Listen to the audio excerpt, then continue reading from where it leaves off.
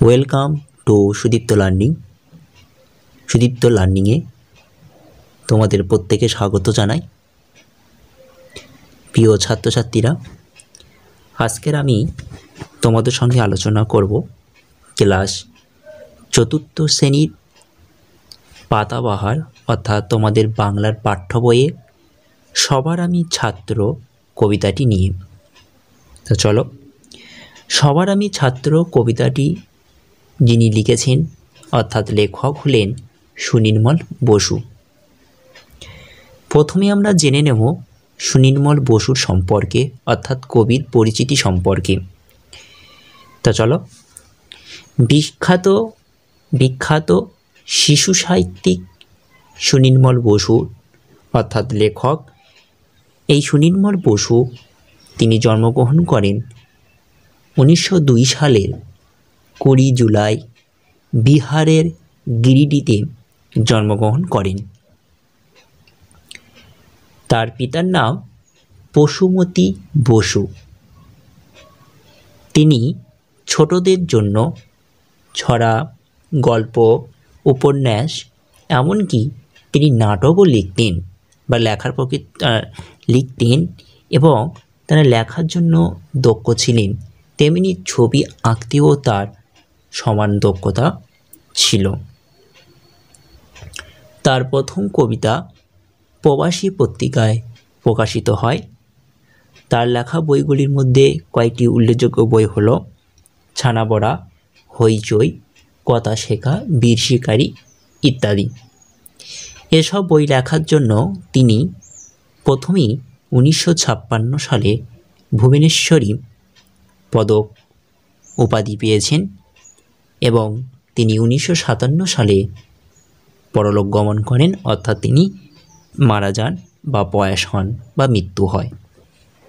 এবার চলো, তোমাদের পাঠ্য বইয়ের কবিতাটি প্রত্যেকটি লাইন ধরে ধরে আলোচনা করছি, তোমরা অবশ্যই ক্লাসটি মন দিয়ে শোনো। আকাশ আমায় শিক্ষা দিল, উদার হতে ভাইরে, কর্মী হওয়ার মন্ত্র আমি বায়ুর কাছে পাইরে। পাহাড় শিখায় তাহার সমান, হয় যেন ভাই মৌন মহান, খোলা মাঠের উপদেশে দিল খোলা হয় তাইরে। আকাশ আমায় শিক্ষা দিল উদার হতে ভাইরে। উদার শব্দের অর্থ হচ্ছে মহৎ। কর্মী হওয়ার মন্ত্র আমি বায়ুর কাছে পাইরে। কর্মী শব্দের অর্থ হচ্ছে যে কাজ করে বা কাজের দক্ষ আছে এমন কোনো ব্যক্তি। পাহাড় শিখাই তাহার সমান, হয় যেন ভাই মৌন মহান। মৌন শব্দের অর্থ হচ্ছে নীরব। খোলা মাটির উপদেশে দিল খোলা হয় তাইরে। দিল খোলা শব্দের অর্থ হচ্ছে উদার বা বড় মনের অধিকারী, তাকে এক কথায় বলা হয় দিল খোলা। পরের অংশ দেখো।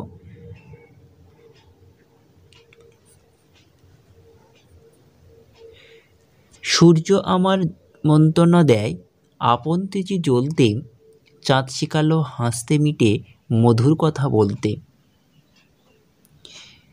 ইঙ্গিতে তার শিখায় সাগর, অন্তর হোক রত্ন আকর, নদীর কাছে শিক্ষা পেলাম আপন বেগে চলতে। সূর্য আমার মন্ত্রণা দেয়, অর্থাৎ সূর্য আমার মন্ত্রণা শব্দের অর্থ হচ্ছে উপদেশ। আপন তেজে জ্বলতে, অর্থাৎ সূর্যের প্রখর তেজ আমাদের নিজেদের তেজে উজ্জ্বল হয়ে জ্বলতে শেখায়। ঠিক একইভাবে চাঁদ শেখালো হাসতে মিঠে মধুর কথা বলতে, অর্থাৎ চাঁদের কাছ থেকে আমরা কোমলতা ও মধুরতার শিক্ষা লাভ করতে পারি। ইঙ্গিতে তার শিখায় সাগর, অন্তর হোক রত্ন আকর। অন্তর মানে ইঙ্গিত মানে হচ্ছে ইশারা। ইঙ্গিতে তার শিখায় সাগর। অন্তর কথার অর্থ হচ্ছে মন। রত্ন আকর শব্দের অর্থ হচ্ছে রত্নের খনি। সমুদ্রের জলরাশির মূল্যবান সম্পদ একটা ভাণ্ডার।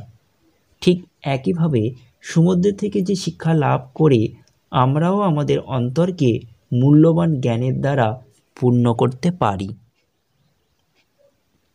নদীর কাছে শিক্ষা পেলাম আপন বেগে চলতে, অর্থাৎ নদীর কাছ থেকে কেমন শিক্ষা পাচ্ছি না আপন বেগে চলতে, অর্থাৎ নদীর কাছ থেকে জীবনের পথে এগিয়ে চলার শিক্ষা আমরা অর্জন করছি। তারপর অংশ দেখো, মাটির কাছে সহিষ্ণুতা পেলাম আমি শিক্ষা, আপন কাছে কঠোর হতে পাষাণ দিল দীক্ষা।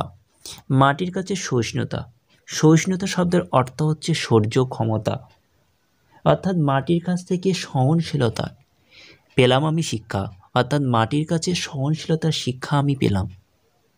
আপন কাজে কঠোর হতে পাষাণ দিল দীক্ষা, আপন কাজে কঠোর, আপন অর্থাৎ কঠোর, কঠোর মানে হচ্ছে কঠিন, আপন কাজ মানে নিজের কাছে, অর্থাৎ নিজের কাজে কঠোর, কঠোর শব্দের অর্থ হচ্ছে কঠিন। পাষাণ দিল দীক্ষা, পাষাণ, পাষাণ শব্দের অর্থ হচ্ছে পাথর, দীক্ষা শব্দের অর্থ হচ্ছে মন্ত্র গ্রহণ, অর্থাৎ পাষাণের থেকে কঠোরতার শিক্ষা লাভ করে আমরা সমৃদ্ধ হতে পারি। ঝর্ণা তাহার সহজ গানের গান জাগালো আমার প্রাণে, শ্যামবনানী সরসতা আমায় দিল ভিক্ষা। ঝর্ণা তাহার সহজ গান, অর্থাৎ ঝর্ণা তাহার সহজ গানে গান জাগালো আমার প্রাণে, প্রাণে মানে হচ্ছে কি মনে, প্রাণ মানে হচ্ছে মন। শ্যামবনানী সরসতা, শ্যামবনানী শব্দের অর্থ হচ্ছে সবুজ বন, শ্যামবনানী সরসতা আমায় দিল ভিক্ষা, অর্থাৎ সবুজ বন, অর্থাৎ সবুজ বন আমাদের তারই মতন সরসতা ও সজীবতার শিক্ষা দেয়।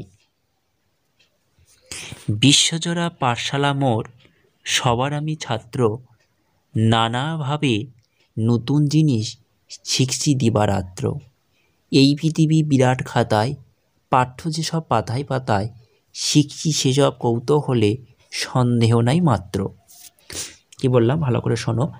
বিশ্বজোড়া পাঠশালা মোর, সবার আমি ছাত্র। বিশ্বজোড়া বলতে এখানে বোঝানো হয়েছে পুরো পৃথিবী জুড়ে। মোর বলতে এই যে পাঠশালা মোর, মোর শব্দের অর্থ হচ্ছে আমার, সবার আমি ছাত্র, নানাভাবে নতুন জিনিস শিখছি দিবারাত্র, দিবারাত্র শব্দের অর্থ হচ্ছে দিন ও রাত। পাঠ্য শব্দের অর্থ কি এই পৃথিবী বিরাট খাতায়, পাঠ্য যেসব পাতায় পাতায়, পাঠ্য শব্দের অর্থ হচ্ছে পড়ার উপযুক্ত বিষয় বা পাঠের উপযোগী বিষয়, শিখছি সেসব কৌতূহলে, কৌতূহল শব্দের অর্থ হচ্ছে আগ্রহে, সন্দেহ নয় মাত্র। অর্থাৎ পৃথিবীর প্রতিটি উপাদানে লুকিয়ে আছে শিক্ষণীয় বিষয়, তাই আমরা সবাই আসলে বিশ্বর প্রকৃতির ছাত্র। অর্থাৎ এই কবিতা থেকে আমরা কি বুঝলাম? এই কবিতা থেকে বোঝা গেল, অর্থাৎ সবার আমি ছাত্র কবিতায় কবি সুনির্মল বসু বলেছেন আমাদের পৃথিবী এক বিরাট বইয়ের মতন, বইয়ের প্রতিটি পাতায় যেমন নতুন নতুন জানার বিষয় থাকে, তেমনি প্রকৃতির থেকেও অনেক কিছু শেখা যায়। আকাশ থেকে যেমন উদারতা, বায়ুর কাছ থেকে কর্মদক্ষতা, পাহাড়ের থেকে মহত্ব, খোলা মাঠের থেকে দিল খোলা বা মুক্ত মনের অধিকারী হওয়ার শিক্ষা লাভ করা যায়, তেমনি অন্যদিকে সূর্যের প্রখর তেজ আমাদের নিজেদের তেজ উজ্জ্বল হয়ে জ্বলতে শেখায়। চাঁদের কাছ থেকে আমরা কোমলতা ও মধুরতার শিক্ষা লাভ করতে পারি। সমুদ্রের জলরাশি মূল্যবান সম্পদের ভাণ্ডার, আর এই সমুদ্র থেকে শিক্ষা লাভ করে আমরাও আমাদের অন্তরকে মূল্যবান জ্ঞানের দ্বারা পূর্ণ করতে পারি। নদীর কাছ থেকে জীবনের পথে এগিয়ে চলা, মাটির কাছ থেকে সহনশীলতা, পাহাড়ের থেকে কঠোরতার শিক্ষা লাভ করে আমরা সমৃদ্ধ হতে পারি। ঝর্ণার মধুর সুরে ছোঁয়ায় আমাদের প্রাণের সুরের ছোঁয়ায় লাগে। সবুজ বন আমাদের তারির মধ্যে সরসতা ও সজীবতার শিক্ষা দেয়। পৃথিবীর প্রতিটি উপাদানে লুকিয়ে আছে এই শিক্ষণীয় বিষয়। তাই আমরা সবাই আসলে বিশ্ব প্রকৃতির ছাত্র। এই যে পাঠ্য কবিতাটির নাম সবার আমি ছাত্র কেন দেওয়া হয়েছে? কারণ যে কোনো রচনা, তা গল্প, কবিতা, নাটক বা উপন্যাস যাই হোক না কেন, নামকরণ একটি অত্যন্ত গুরুত্বপূর্ণ বিষয়।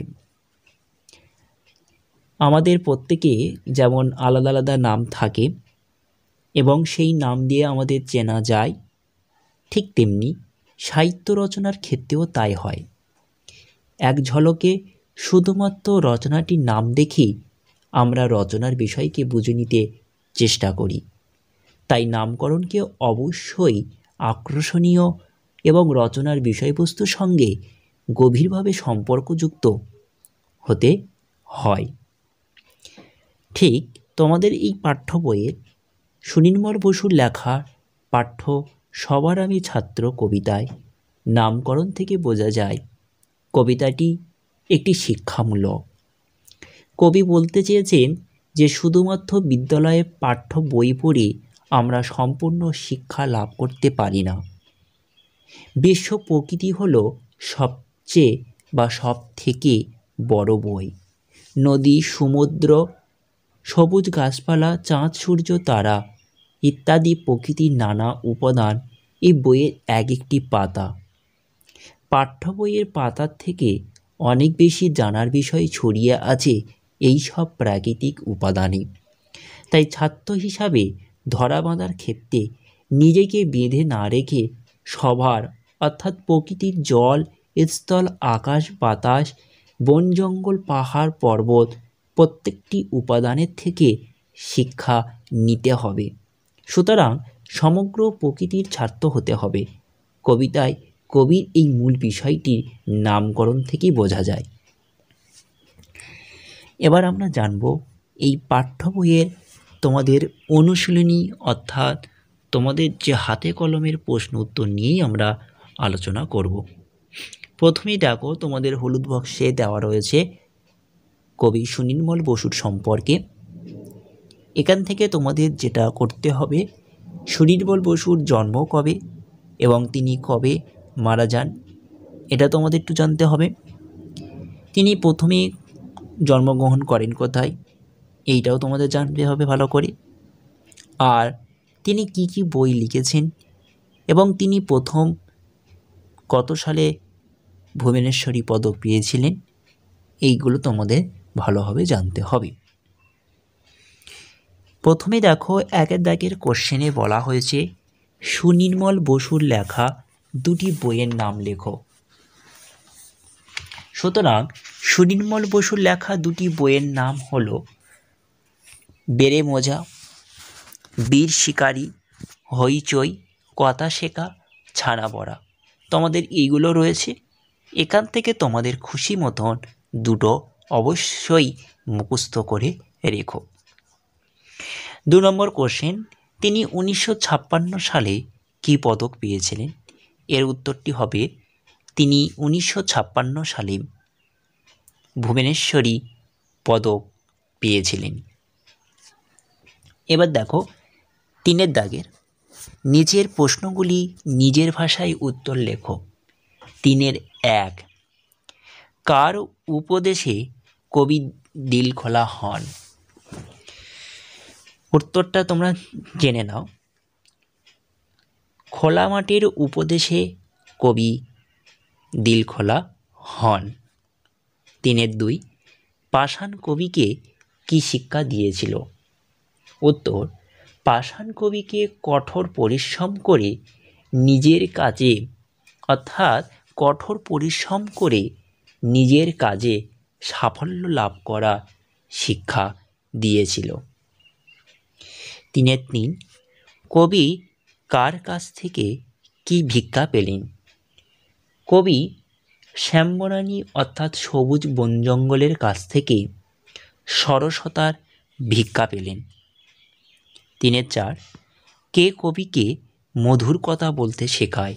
উত্তর হবে চাঁদ কবিকে মধুর কথা বলতে শেখালো। 3-5 নদীর কাছ থেকে কি শিক্ষা পাওয়া যায়?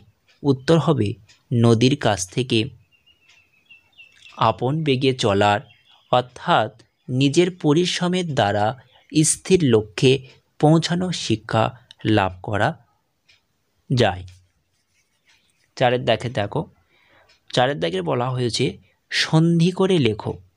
তোমাদের সন্ধি বিচ্ছেদ দেওয়া রয়েছে, তোমাদেরকে এটাকে সন্ধি করে দিতে হবে অর্থাৎ জুড়ে দিতে হবে। প্রথমেই তোমরা দেখো রত্ন যোগ আকর অর্থাৎ এটিকে সন্ধি করলে হবে রত্নাকর। বানানটা বলে দিচ্ছি, তোমরা লিখে নাও। র তয় দন্তন্য আকার ক র রত্নাকর। পরেরটি দেখো মেঘ যোগ আলক সন্ধি করলে হবে মেঘালক। ময়কার ঘয়াকার মেঘা ল ওকার কলক মেঘালক। তারপরটি কমলা যোগ আসনা, উত্তরটি হবে কমলাসনা।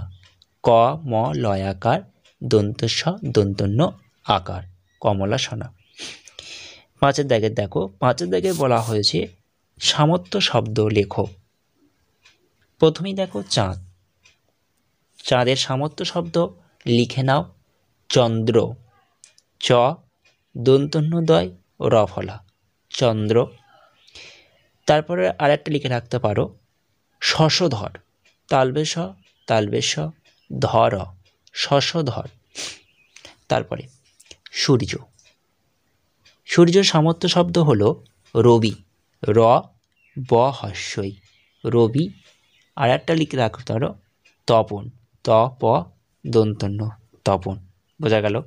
তারপরে পাহাড়, পাহাড়ের সামর্থ্য শব্দ হচ্ছে শৈলগিরি। শৈল বানান তালবেশ ওই অর্থাৎ তালবেশ ঐকার ল শৈল, আর গিরি গহস্যই রহস্যই গিরি। বায়ুর সামর্থ্য শব্দ তোমরা জানো, তাও বলে দিচ্ছি। বাতাস বয়াকার তয়াকার দন্তস্ব বাতাস। আরেকটি পবন পব দন্তন্য পবন। নদীর সামর্থ্য শব্দ তটিনী ত ট হস্যই দন্তন্য দীর্ঘি হলো। তারপর আরেকটি লিখে রাখতে পারো প্রবাহিনী পয়রপলা বয়াকার প্রভা হিনী হস্যই দন্তন্য দীর্ঘি প্রবাহিনী। এবার তোমরা পৃথিবীর সামর্থ্য শব্দ জেনে নাও। পৃথিবীর সামর্থ্য শব্দ খাতায় লেখো। পৃথিবীর সামর্থ্য শব্দ বসুধা ব দন্ত সহস্য ধয়াকার বসুধা। আর একটি লেখো ধরা ধ রয়াকার ধরা। সামর্থ্য শব্দ সাগর, সাগরের সামর্থ্য শব্দ হলো সমুদ্র দন্তস্ব মহস্য দয়রফলা সমুদ্র। আর একটা লেখো পারাবার পয়াকার রয়াকার বয়াকার র পারাবার হলো। ওকে, শব্দার্থ কোনগুলো করবে দাগ মেনে নাও। প্রথমে তোমরা শব্দার্থ করবে কর্মী, কর্মী শব্দের অর্থ হচ্ছে কাজের দক্ষ। তারপরটা করবে মৌন, মৌন শব্দের অর্থ হচ্ছে নীরব। তারপরটাও করবে দিলখোলা, দিলখোলা, দিলখোলা শব্দের অর্থ হচ্ছে উদার মনা। তারপরে মন্ত্রণা, মন্ত্রণা শব্দের অর্থ হচ্ছে পরামর্শ। ইঙ্গিত, ইঙ্গিত শব্দের অর্থ হচ্ছে ইশারা। রত্ন আকর, রত্ন আকর শব্দের অর্থ হচ্ছে রত্নের খনি বা সমুদ্র। সহিষ্ণুতা, সহিষ্ণুতা শব্দের অর্থ হচ্ছে ধৈর্য বা সহ্য ক্ষমতা।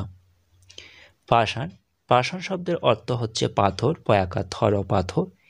দীক্ষা শব্দের অর্থ হচ্ছে মন্ত্র গ্রহণ। শ্যামবনানী শব্দের অর্থ হচ্ছে সবুজ অরণ্য। এবং পাঠ্য, পাঠ্য শব্দের অর্থ হচ্ছে পাঠের উপযোগী। বোঝা গেল।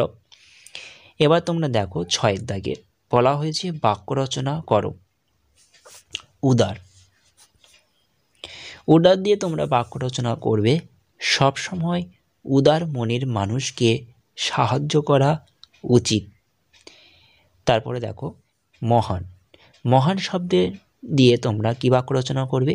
মহান শব্দ দিয়ে বাক্য রচনা এরকমইভাবে করো যে মহান স্বাধীনতা সংগ্রামীদের জন্যই ভারতবর্ষ স্বাধীন হয়েছে। এইভাবে মন্ত্রণা, তাহলে মন্ত্রণা দিয়ে তোমরা কী বাক্য রচনা করবে? এরকম করতে পারে যে অঙ্কের শিক্ষক মন্ত্রণাতেই তাঁর ছাত্ররা কখনো অন্যায়ের সঙ্গে আপোষ করে না। এইভাবে তোমরা বাক্য রচনাগুলো করে তোমরা আমাকে কমেন্ট করো অথবা তোমরা আমাকে খাতায় করে দেখাও। 7 দাগে বলা হয়েছে নিচের বিশেষণ শব্দগুলি বিশেষ্য রূপে লেখো। নিচের শব্দগুলিকে কি বলা হয়েছে না বিশেষণ দেওয়া রয়েছে, এই শব্দগুলিকে বিশেষ্য রূপে লিখতে বলা হয়েছে। তা চলো, ক ময়রে দীর্ঘি কর্মী। কর্মী হচ্ছে বিশেষণ শব্দ লেখা আছে, বিশেষ্য করলে হবে কর্ম। ক ময়রে কর্ম। তারপরটি দেখো মৌন। মৌনকে বিশেষ্য করলে হবে মৌনতা। ম ঔকার দন্তন্য তয়াকার মৌনতা। বিশেষণ করলে মৌন হবে, বিশেষ্য করলে মৌনতা। ম ধর্ষৌরা মধুর। মধুরের বিশেষণ করলে মানে বিশেষ্য করলে, মধুর শব্দটি হচ্ছে বিশেষণ, বিশেষণ শব্দ হচ্ছে মধু, বিশেষ্য করলে হবে মধুরতা। ম ধর্ষৌ র তয়াকার মধুরতা, র তয়াকার রতা। কঠোর, কঠোরতা। বিরাট, বিরাটের বিশেষ্য করলে হবে বিরাট, অর্থাৎ বর্ষ রায়াকার তয় বয় বিরাট। এবার তোমরা চলো 8 দাগে। 8 দাগে বলা হয়েছে যে নিচে বিশেষ্য শব্দগুলিকে বিশেষণ রূপে লেখো। আগেরটা ছিল বিশেষণ থেকে বিশেষ্য এবং পরেরটা রয়েছে বিশেষ্য শব্দগুলি থেকে বিশেষণ। আগেরটি ছিল কি না বিশেষণ থেকে বিশেষ্য, এখন রয়েছে বিশেষ্য থেকে বিশেষণ। যেমন শিক্ষা, শিক্ষা শব্দটি কিন্তু বিশেষ্য, বিশেষণ করলে কি হবে না শিক্ষিত। তালবেশ হস্যই ক্ষিয় হস্যই ত শিক্ষিত। যেমন মন্ত্র, মন্ত্রমুগ্ধ। বায়ু, বায়বীয়। মাঠ, মেঠো। তেজ, তেজি। 9 দাগে দেখো কবিতা থেকে সর্বনাম শব্দগুলি খুঁজে নিয়ে লেখো এবং 5টি করতে বলা হয়েছে।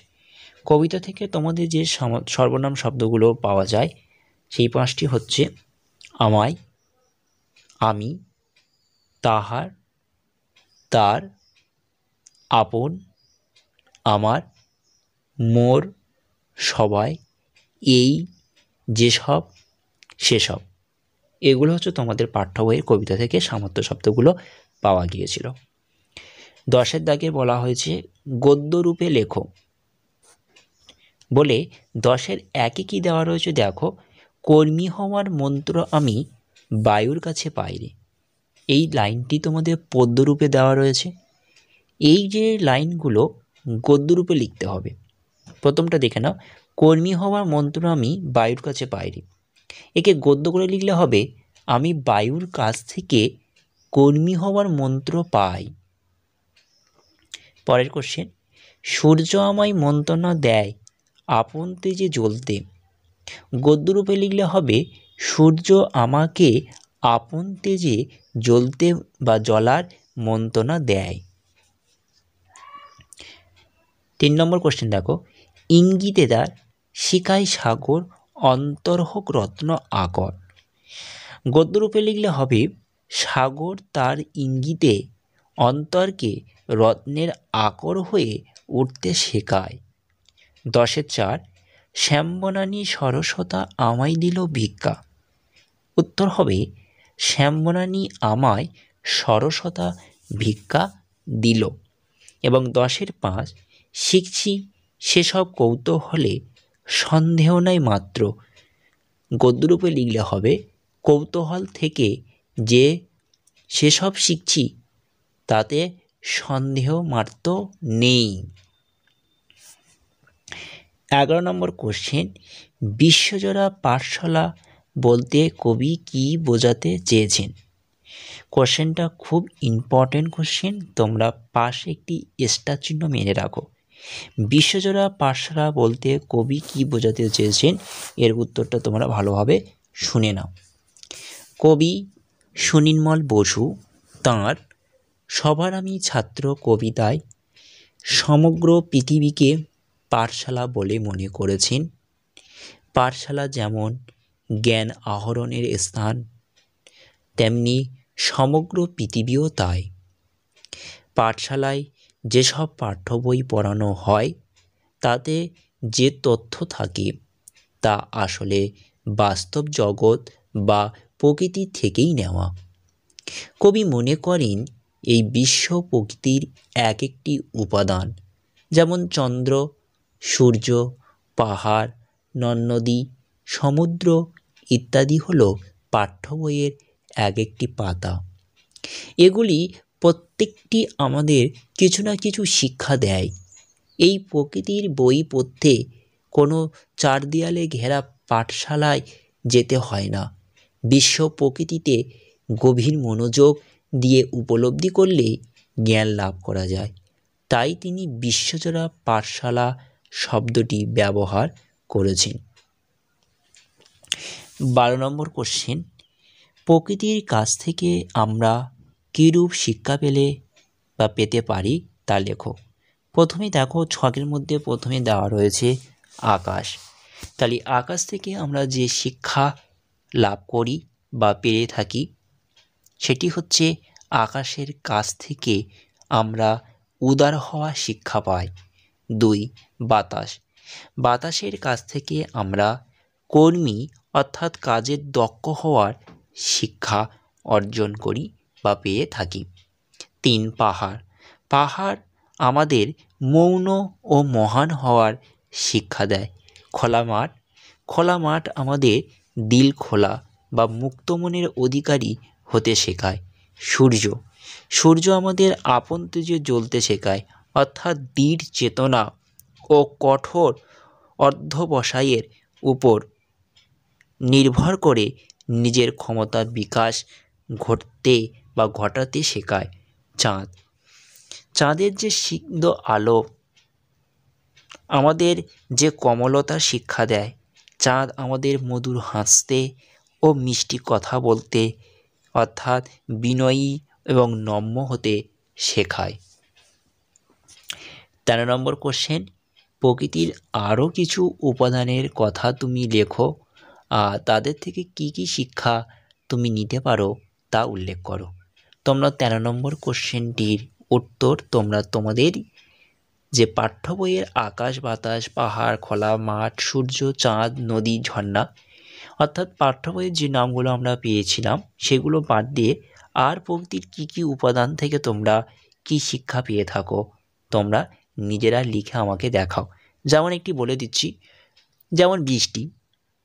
যেমন বৃষ্টি যখন ঝরে পড়ে তখন জাতি, ধর্ম, তারপর যে ধনী বা দরিদ্র বা নির্বিশেষে সব স্থানই ঝরে পড়ে। দরিদ্র কৃষকদের চাষের সুযোগ করে দেয়।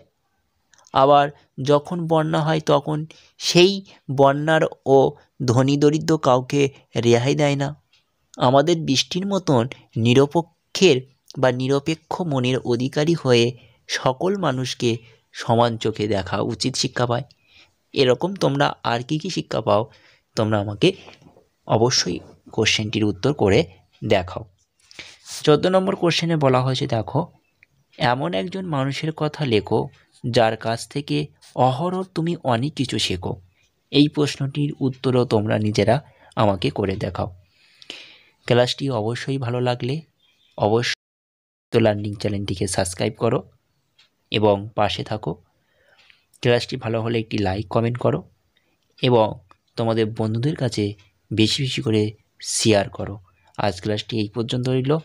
Tata, bye bye.